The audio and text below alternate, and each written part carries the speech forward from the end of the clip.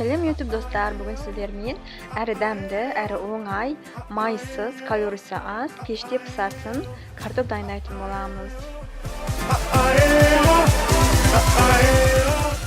Бұл ішімізге керегі 1 килограммдай картоп, яғни 8 дана картоп, сұйық май 2 ас қасығы, сарымсақ 3 дана, тұз және қара бұрыш, қызыл бұрыштарды өзіңіздің қалауыңызға қарай қосуға болады, бірақ мен бұнда көбінесе 1 шай қасығы қостым. Енді жақсылап отырып жуып алған картоптарымызды ұзын қылып тураймыз. Негізі картоптарымыздың қабығын ашымасаңыздар жақсы болады, өйткені көбінесе витаминдердің көбі картоптың қабығында болады.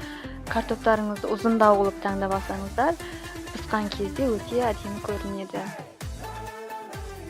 Асты жабыспайтын табаға немесе майлы қағаз төселген табаға картоптарымызды әдемілеп жайып аламыз.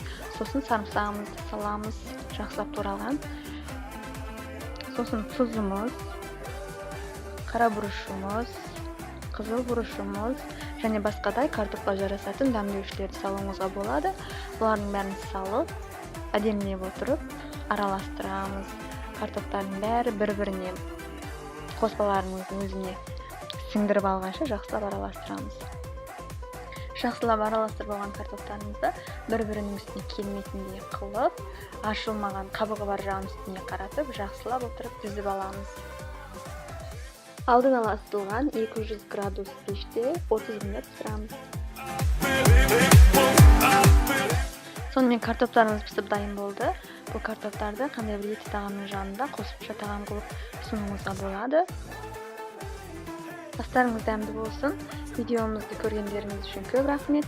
Егер ұнаса лайк басуды ұмытпаңыздар және каналымызға жазуды да ұмытпаңыздар. Сау болыңыздар.